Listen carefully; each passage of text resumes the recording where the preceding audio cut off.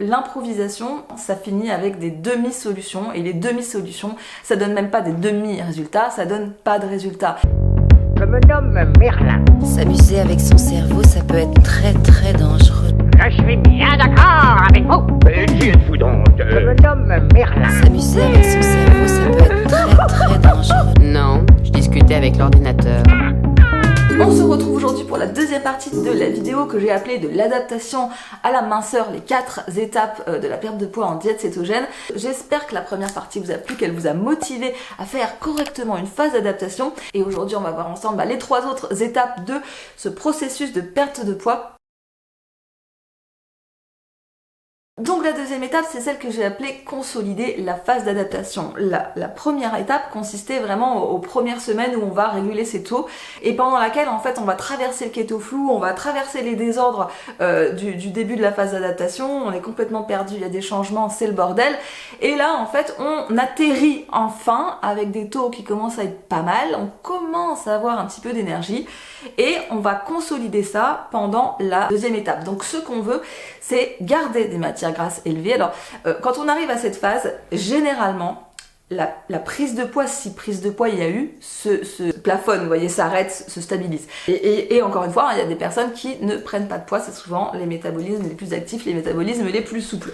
Donc, quand on arrive à cette phase de consolidation, souvent, c'est en train de se calmer, hein, c'est en train de se stabiliser, je vous rassure, parce qu'il y a des gens qui ont un petit peu peur que ça monte comme ça de manière incontrôlable. Non, parce qu'au bout d'un moment, le métabolisme commence à s'habituer et commence à apprendre à brûler le gras. Et c'est pour ça qu'il faut encore maintenir le gras élevé et ne pas baisser à ce moment-là. Si vous baissez à ce moment-là, vous allez pas laisser à vos mitochondries le temps de s'habituer à cet environnement de matière grasse, de se renouveler en étant plus performante à cet environnement de matière grasse, et vous allez rater ce moment très précieux où le métabolisme bascule et devient plus efficace. Donc c'est une phase où vous allez garder des matières grasses élevées et vous pouvez commencer à introduire, si vous le souhaitez, ce n'est pas obligatoire du tout, mais si vous le souhaitez, vous pouvez commencer à introduire des matières grasses qui vont un petit peu plus stimuler le métabolisme, un petit peu aider à augmenter votre métabolisme. Et là je parle bien sûr des MCT. Donc si vous arrivez en sortant de la phase d'adaptation, ne vous jetez pas comme des sauvages à boire des litres d'huile MCT. Vous allez vous faire mal aux intestins, vous allez vous donner mal au ventre, vous allez tout, en plus vous allez tout perdre dans les selles, parce que rien ne sera absorbé. Quand on commence avec les MCT, on commence doucement, avec 1 à 2 cuillères par jour, on voit ce qui se passe, et si ça passe bien, on peut commencer à consommer un petit peu plus, mais doucement. Donc là, vous pouvez aller au très simple, vous pouvez consommer de l'huile MCT nature. Vous pouvez consommer des formes qui sont un tout petit peu plus difficiles à digérer parce que elles contiennent de la fibre d'acacia, c'est la crème MCT et la poudre MCT, parce que forcément en fait, pour que ces produits n'ont pas un effet gras, ils ont un effet lacté. Et comment on fait pour que ça n'ait pas la même texture? En fait, si vous voulez, l'acide gras, il est encapsulé dans cette espèce d'enveloppe de fibres d'acacia. J'explique pas bien, c'est pas scientifique mon explication, mais certaines personnes ne réagissent pas bien à la fibre d'acacia, et donc ces produits-là sont plus faciles à consommer parce que plus lactés, plus agréables, mais ils sont aussi un petit peu moins rentables en MCT parce que vous avez d'autres choses avec. Donc quand vous consommez 10 grammes de crème MCT par exemple, il vous reste que 5 grammes d'acide gras, et quand vous consommez 10 grammes de poudre MCT, il vous reste que 7 grammes d'acide gras. Mais ce sont quand même des formes stimulantes pour le métabolisme qui sont faciles à consommer parce que généralement les gens, au bout de 4, 5, 6 semaines, ils commencent, par certains saturent d'avoir toujours le même goût de gras et saturent du beurre, et on peut avoir besoin de diversifier un petit peu. Et en plus, ce sont des formes qui sont faciles à emporter. Donc ça, c'est celle de Nutribe, sur le site duquel vous avez un code promo de 10% avec Super Keto 10, et ça se trouve sur le site de GoKeto. Et puis vous avez aussi des formes d'MCT qui sont accommodées de certains produits. Vous avez par exemple celle-ci, vraiment une de mes préférées, la Ketozen Brain, que j'aime bien parce qu'elle est enrichie en DHA, puis elle a un goût d'orange, donc elle est facile à consommer. Vous avez celle-ci à la vanille et à la staxanthine qui est bien aussi pour le métabolisme. Donc ça, c'est des choses que vous pouvez commencer à faire rentrer doucement dans votre diète si vous avez envie, et encore une fois, vous n'êtes pas du tout obligé. Et c'est vrai que l'huile MCT, quand elle est issue de nos noix de coco, elle est intéressante parce qu'elle contient le même acide laurique et acide caprylique qui sont dans l'huile de coco et qui sont intéressants pour se débarrasser du candidat. Et donc c'est vrai que quand au bout d'un certain temps, généralement on commence à avoir de l'écœurement de l'huile de coco, et le fait de passer sur une huile MCT peut être une bonne solution du coup pour continuer à avoir ces acides gras. Et ce sont des produits que vous pouvez retrouver dans ma box métabolisme. Vous allez retrouver l'huile MCT dans ma box, vous allez retrouver la poudre MCT, vous allez retrouver du ghee, et vous allez retrouver 2 compléments alimentaires, le krill et le chardon-marie, que j'ai choisi pour leur intérêt sur le métabolisme, bon, que je vous détaille pas aujourd'hui, mais voilà, c'est des produits que vous pouvez retrouver dans ma box. Et maintenant j'en profite pour vous poser une question. Je me demande s'il ne serait pas pertinent de remplacer dans ma box l'huile MCT nature par la kétosène Brain avec le fameux DHA, parce que je pense que pour le métabolisme ça peut vraiment être une bonne chose. Maintenant, comme celle-ci est nature et que celle-ci est à l'orange, ça pose aussi un problème de goût. Il est possible que tout le monde n'aime pas l'orange. Donc je vous mettrai un petit sondage dans le commentaire épinglé pour ceux qui ont déjà consommé ma box, ou qui veulent, ou qui pensent à la consommer, ou qui n'ont ni l'un ni l'autre mais qui veulent donner leur avis. Si vous voulez me donner votre avis là-dessus, ça m'aiderait bien pour faire évoluer ma box et la rendre la mieux possible pour vous. Donc à cette phase-là, je vous invite vraiment, comme à la première, à travailler sur votre sommeil, à travailler sur votre rythme circadien, à travailler sur votre stress, parce que c'est des choses dont vous allez avoir besoin pour les étapes d'après. C'est des choses qui vont être le soutien de l'étape d'après. Et il y a une partie des gens qui, même à 200 grammes de matière grasse, commencent déjà à perdre du poids dans cette phase. Ça dépend de combien vous avez de poids à perdre, ça dépend de ce que vous avez comme blocage métabolique, mais je l'ai déjà vu. Dans cette phase numéro 2, on ne fait toujours pas de jeûne intermittent. Je sais que certains ruent dans les brancards, mais non, toujours pas de jeûne intermittent, toujours pas de one meal a day. On continue à manger 3 à 4 fois par jour. Alors la deuxième étape, c'est aussi la phase où vous pouvez commencer à intensifier au niveau de votre routine sportive. C'est-à-dire que vous pouvez intensifier les séances que vous avez fait un peu cool pendant la phase d'adaptation parce que vous étiez fatigué. Pour ceux qui avaient arrêté le cardio, parce que c'est vrai que ça peut être parfois utile d'arrêter le cardio en anaérobie pendant la phase d'adaptation, vous pouvez commencer à reprendre une ou 2 fois par semaine. Alors vous n'allez pas retrouver tout de suite votre niveau d'avant. Il faut un petit peu de temps pour que ça revienne. Mais recommencer à intensifier, ça va aider votre métabolisme aussi dans l'utilisation des gras. Alors combien dure cette phase? Je dirais qu'il faut la faire durer au minimum 3-4 semaines. Il faut que vous puissiez maintenir les taux que vous aviez pendant 3-4 semaines. Il faut que vous sentiez l'énergie en train d'arriver et qu'à la fin de cette phase vous soyez en pleine bourre en fait, et que vous vous sentiez quand même solidement adapté pour pouvoir passer aux étapes d'après. Alors là, on arrive à la phase qui plaît à tout le monde, on arrive à la phase où on va démarrer sa perte de poids en mettant en place un certain nombre de protocoles. Alors, ce que vous allez mettre en place pour y arriver vous regarde. Là-dessus, vous avez le choix. Il y a des gens qui adorent faire du jeûne intermittent, il y en a d'autres qui n'aiment pas. Moi, j'y suis pas particulièrement favorable, mais ça veut pas dire que c'est pas possible et ça veut pas dire que ça marche pas. Ça ne marche pas pour moi, c'est autre chose. Ça ne marche pas pour moi, ça ne marche pas pour un certain nombre de personnes en coaching, mais voilà, ça veut pas dire que c'est une règle générale. Donc, tout en vérifiant avec votre lecteur de glycémie que vos taux sont bons, c'est-à-dire que vous devez continuer à avoir une glycémie qui est relativement stable et voilà, qui est entre 60 et 80, même 83, 84, enfin entre 3,3 et 4,4, même allez 4,5, 4,6, soyons fous, et une cétonémie qui va être au-dessus d'1,5 et en dessous de 3,5, et même idéalement entre 1,7 et 3,2. Là, grosso modo, soit vous allez choisir de diminuer légèrement vos matières grasses par palier, on passe pas d'un coup de 200 grammes à 100 grammes, soit vous allez décider de faire du jeûne intermittent. Quoi qu'il arrive, à chaque fois que vous faites un changement, je vous invite vraiment à avoir votre lecteur de glycémie avec vous et un journal de bord pour vérifier que ce que vous faites ne dérègle pas vos taux. Si d'habitude vous avez une glycémie qui est bonne, une cétonémie qui est bonne, et que dès que vous réduisez les matières grasses, c'est moins bon, la cétonémie est trop basse, ou que quand vous faites du jeûne intermittent, la cétonémie est trop basse, ça veut dire que ce que vous faites va rendre votre métabolisme moins efficace et peut à long terme le ralentir. Donc vraiment toujours vous gardez ça pas loin de vous. Je vous dis pas d'être obsédé avec, mais vous gardez un œil sur vos taux pendant que vous faites ces protocoles. Si vous choisissez l'option du jeûne intermittent, je vous invite à faire des phases courtes. Vous faites 2 à 3 semaines max, puis vous arrêtez et vous reprendrez plus tard, mais ne faites pas du jeûne intermittent prolongé, ça va être contre-productif pour votre métabolisme. Vous allez voir que ça marche de moins en moins bien, et puis que dans le temps, votre métabolisme se ralentit et que vous êtes obligé d'en faire encore plus et de passer un one meal a day. Donc faites des phases courte. Et puis surtout ce que je vous invite à faire, c'est faire un jeûne intermittent qui soit cohérent avec le rythme circadien. C'est-à-dire que le mieux pour le métabolisme et le rythme circadien, c'est de faire le jeûne intermittent le soir, c'est-à-dire de manger le matin et le midi, et puis de sauter, si vous voulez, le repas du soir jusqu'au lendemain. Ça optimisera l'absorption des nutriments, ça optimisera la qualité de votre nuit, la qualité de la détoxification, la perte de poids, etc. Si c'est vraiment trop compliqué pour vous, vous pouvez à la limite faire un jeûne intermittent du midi, vous mangez au petit déjeuner, vous mangez le soir vers 18h et vous jeûnez entre les deux, mais vraiment je vous déconseille de prendre l'option du jeûne le matin, qui est celle que malheureusement tout le monde prend en majorité, parce qu'elle est décalée du rythme circadien et qu'elle est métaboliquement moins efficace.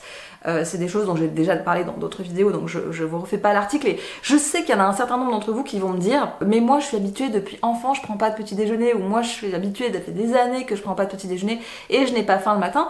Et je vous comprends totalement, parce que ceux qui ont ça, ils ont leur estomac est entraîné, tout leur rythme de digestion est entraîné comme ça. Donc c'est normal que vous n'ayez pas faim. Mais il faut juste que vous réfléchissiez au fait que c'est une habitude, et qu'une habitude, ça peut se déshabituer. Et surtout que, même si c'est une habitude et que ça vous convient, il faut que vous ayez en tête que métaboliquement, ce n'est pas optimal. Puisque c'est le matin qu'on absorbe le mieux et le soir qu'on stocke le plus. Voilà. Donc après, si vous voulez absolument faire comme ça, faites comme ça. Mais ayez cette notion en tête. Et puis évidemment, pendant ces phases qui sont orientées vers la perte de gras, vers l'efficacité du métabolisme, dégagez de votre alimentation toutes les choses qui ne sont pas métaboliquement efficaces, toutes les choses qui ralentissent la digestion, qui génèrent de l'inflammation, comme le fromage, comme les noix, comme les desserts keto, les bars keto, les sucres d'alcool, les érythritol et des choses comme ça, évidemment, et puis aussi l'alcool. Évidemment, il faut faire attention à ce qu'on ne consomme pas, et de la même manière, il faut aussi faire attention à ce qu'on consomme et faire attention aux apports nutritionnels. Il faut faire attention à avoir des rotations alimentaires, il faut faire attention à la planification de ce que vous mangez. La plupart du temps, alors tout le monde n'est pas comme ça, hein, je vais pas schématiser, mais il y a plein de gens, dont moi, quand je ne prévois pas ce que je vais manger et que je n'ai rien, ça finit toujours avec des amendes, avec des conneries comme ça, qui ne sont pas du tout optimales dans ces phases de perte de poids, pas du tout. Donc, si on veut assurer sa perte de poids sur le long terme, il faut être capable de faire de la planification, des rotations, de l'organisation. Si c'est un sujet qui vous intéresse, je peux totalement en faire une vidéo. Je peux vous montrer comment moi je m'organise. Je peux vous montrer comment je fais ma planification le dimanche pour toute ma semaine, et particulièrement dans ces, et surtout dans ces phases-là. N'hésitez pas à me le dire en commentaire si vous voulez, mais il faut toujours vous rappeler que notre société, elle n'est pas faite particulièrement pour les gens qui font une diète cétogène. On peut pas s'arrêter dans une boutique et demander des chips de foie. Peut-être qu'un jour ça sera comme ça, mais aujourd'hui non.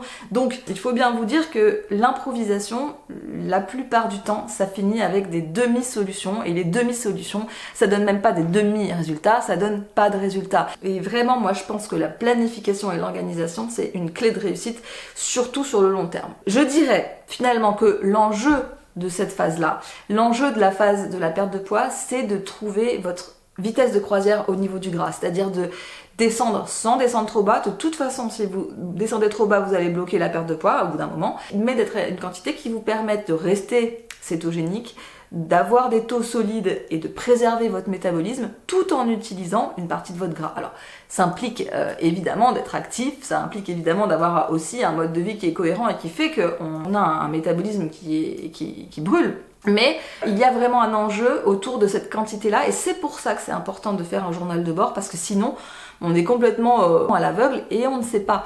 Et la plupart des gens qui galèrent avec leur perte de poids ne savent pas où est leur sweet spot, en fait, la quantité efficace pour eux et pour perdre du poids. Et enfin, la quatrième étape, c'est l'étape que j'ai appelée les stratégies avancées. C'est-à-dire que maintenant que vous avez trouvé votre vitesse de croisière et maintenant que vous êtes à l'aise, etc., vous pouvez quand même rencontrer des paliers, vous pouvez quand même rencontrer des passages où ça va pas comme vous voulez. C'est une étape où on travaille sur des stratégies de long terme qui vont vous permettre d'avoir un métabolisme qui, au lieu de se dégrader dans le temps, s'améliore dans le temps. Il s'agit, avec ces stratégies, de stimuler le métabolisme et pas de le fatiguer. Et c'est pour ça que je suis contre le jeûne intermittent à outrance, je suis contre les pratiques extrêmes comme le one meal a day, parce que je suis navrée, mais ça ne, contrairement à ce que les gens veulent bien dire sans argumentation en plus, ça ne stimule pas le métabolisme. Oui, ça diminue l'insuline dans la journée, mais il n'y a pas que ça. Dans la compréhension et la gestion et le calcul du métabolisme, il n'y a pas que l'insuline, il y a plein d'autres hormones qui rentrent en compte. Le métabolisme, ça repose sur votre équilibre hormonal et sur l'activité de vos mitochondries. Je suis vraiment persuadée que le one meal a day et le jeûne intermittent ne sont pas des stratégies de long terme pour stimuler le métabolisme. Encore une fois, je ne suis pas contre ces trucs-là. J'ai déjà pratiqué le jeûne intermittent, mais je pense qu'il faut le faire sur des périodes courtes pour que ça reste des stress hormétiques. Sinon, ils deviennent des stress chroniques et les stress chroniques vont plutôt fatiguer votre métabolisme que le stimuler. L'hormèse s'atteint avec un stress court, intense et qui est suivi d'une période de repos. Et les gens ne font pas ça. Les gens font du jeûne intermittent sans jamais s'arrêter et tout en travaillant et tout en allant faire du sport et tout en faisant tout un tas de choses. Je sais que le discours que je tiens là n'est pas consensuel et est à l'encontre de tout ce qu'on peut dire, mais n'oubliez pas que les Thomas DeLauer, les Dr Berg, les Ken Berry, ce sont des gens qui font des millions sur leur chaîne en disant les choses que les gens veulent entendre et qui ne travaillent pas ou pas assez avec des vraies personnes et qui ne se rendent pas compte de la réalité des choses et de la réalité du métabolisme des gens. Et en plus de ça, Thomas DeLauer, je suis désolée, mais il est chargé comme jamais. Dr Berg, il fait de la chirurgie. Enfin, je veux dire, ces gens-là, ce sont des gens très gentils. Dr Berg a l'air adorable, Thomas DeLauer a l'air très gentil, mais vous ne pouvez pas vous fier à ce que ces gens-là disent parce que c'est un business avec des millions derrière. Donc ici, on va parler de stratégies qui, pour certaines d'entre elles, impliquent vraiment des changements de mode de vie. Et c'est pour ça que j'ai mis ça à la fin. C'est-à-dire que vous n'êtes pas obligé, en fait, d'aller à l'étape numéro 4. Certaines personnes ne peuvent pas, n'ont pas les moyens logistiques, matériels, à cause de leur travail, ou de leur vie de famille, ou de leurs moyens, de faire ces choses-là. Ce sont des choses qui sont en plus et que vous pouvez mettre en place en plus pour avoir un meilleur métabolisme. Et je vous conseille de les faire si vous pouvez. Une des premières choses que je peux vous conseiller de faire, et je pense des plus efficaces, c'est de changer votre relation à la lumière. Passer plus de temps dehors, voir le lever de soleil, être connecté à son rythme circadien, ça va avoir un effet sur la production hormonale, ça va avoir un effet, si je prends des exemples, sur la régulation du cortisol, ça va avoir un effet sur la production des hormones thyroïdiennes, ça va avoir un effet sur la synthèse de la vitamine D. Toutes ces choses-là sont des leviers très importants pour le métabolisme. C'est totalement gratuit, ça nécessite juste des changements au niveau du mode de vie. Ça, c'est des choses dont je parle beaucoup plus en détail dans mon protocole qui s'appelle Lancer ou relancer sa perte de poids. On parle beaucoup d'hormones et de rythme circadien. Évidemment, dans ce chapitre sur la lumière, expérimenter avec la lumière rouge peut être une bonne chose pour vous, surtout si par exemple vous êtes quelqu'un qui avait un dysfonctionnement de la thyroïde. La lumière rouge peut être un très bon complément pour vous aider dans la réparation de cet organe, pour vous aider à récupérer au niveau des mitochondries et de l'activité mitochondriale, mais il faut bien vous dire que l'essentiel du boulot, c'est pas la lampe qui va le faire, c'est vous, avec ce que vous allez mettre en place pour vous protéger des lumières bleues, pour avoir des lunettes qui vous protègent des écrans, pour passer du temps dehors, voir le lever de soleil, voir le coucher de soleil, avoir des UVA, avoir des UVB, etc. C'est ça qui va faire le travail, mais c'est vraiment quelque chose de puissant et avec des effets très très concrets sur le métabolisme. Je vous invite aussi, dans cette phase, à mettre en place des choses pour réguler votre cortisol, puisque c'est aussi un très fort levier. C'est une hormone qui, quand elle est dérégulée, vous fait un métabolisme qui stocke. Donc s'interroger sur son cortisol et vouloir faire baisser son cortisol ou réguler son cortisol, ça implique de se poser des questions sur sa relation au stress, sa relation aux écrans, sa relation aux lumières bleues, sa relation au café et son mode de vie de manière générale. Donc c'est pas des petits changements, c'est des gros changements, mais c'est des gros changements qui donnent de vrais résultats. Même chose pour la leptine. Il y a beaucoup de gens qui ont l'insuline, qui sont résistants à l'insuline parce qu'ils sont avant ça résistants à la leptine. Et la résistance à la leptine, on l'a vu dans une autre vidéo, ça bloque la perte de poids. Donc vous pouvez travailler sur votre leptine. Il y a des articles sur mon site, il y a des vidéos sur ma chaîne. ça va impliquer des changements qui sont pas toujours faciles, mais qui pareil donnent des résultats. Vous pouvez, si vous n'avez pas de dérèglement de la thyroïde type hypothyroïdie, vous intéresser à l'exposition au froid. Je vous en ai parlé quand même dans quelques vidéos, mais c'est des choses où on peut commencer doucement et progresser. C'est quand même des choses que je vous invite à faire plutôt l'hiver, parce que déjà l'été c'est techniquement plus difficile, et puis physiologiquement c'est quand même pendant l'hiver qu'on était exposé au froid et qu'on en tirait ses bienfaits, donc bon, vous pouvez quand même le faire l'été, ça vous empêche pas de faire vos expériences l'été si vous en avez les moyens logistiques. Bon, c'est des choses qui peuvent être faites assez simplement, dans une baignoire portative, simplement. Comme je vous le dis à chaque fois, mettez-vous en tête que les douches froides, c'est pas de l'exposition au froid. C'est pas comme ça qu'on tire les bénéfices métaboliques de l'exposition au froid.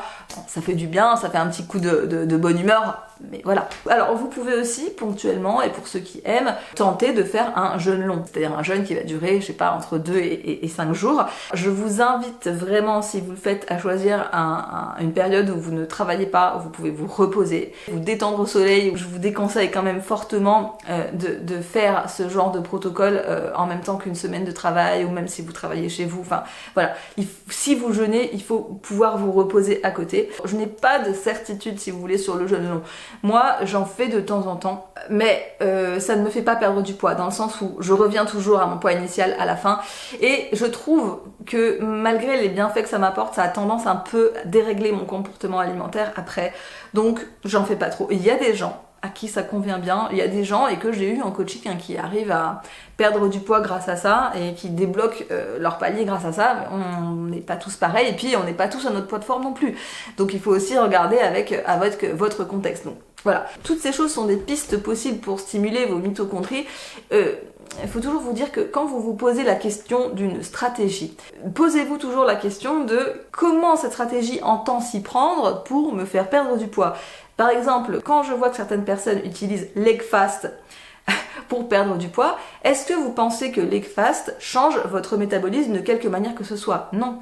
Si vous perdez du poids avec un leg fast, c'est juste que en fait vous avez mangé moins, vous avez fait une restriction drastique, parce qu'on mange toujours moins quand on mange qu'un seul aliment que quand on mange plein de choses différentes. Et voilà, et la majorité des gens qui font ça reprennent leur poids juste derrière, parce que ça ne change pas votre métabolisme, c'est juste une restriction sur le moment.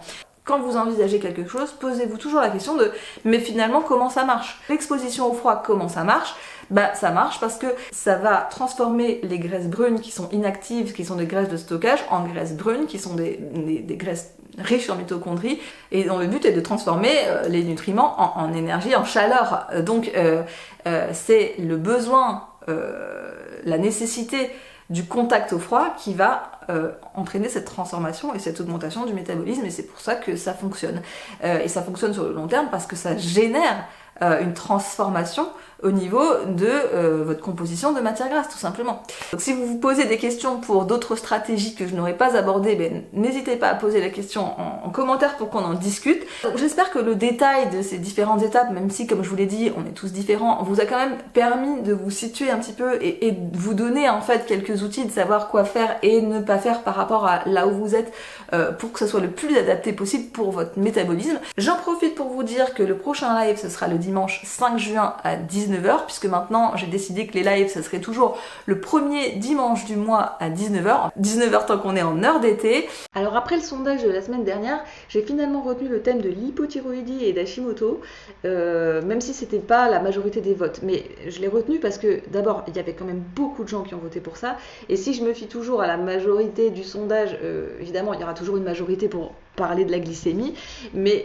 je pense que c'est quand même un thème très très important. Il y a beaucoup de gens, et beaucoup de femmes surtout, qui souffrent de ça sans le savoir, qui en ont tous les symptômes mais c'est pas diagnostiqué, donc c'est vraiment un thème très très important à traiter, parce que en combinaison avec le cétogène, ça demande une attention très particulière à la mise en place. Et pour ceux qui étaient intéressés du coup par le thème de la glycémie et des dérèglements de la glycémie, ne vous inquiétez pas, on risque pas d'arrêter d'en parler sur ma chaîne, ça sera pour un prochain live. Je pense que je suis un petit peu trop juste en connaissance pour vous faire un live sur la ménopause.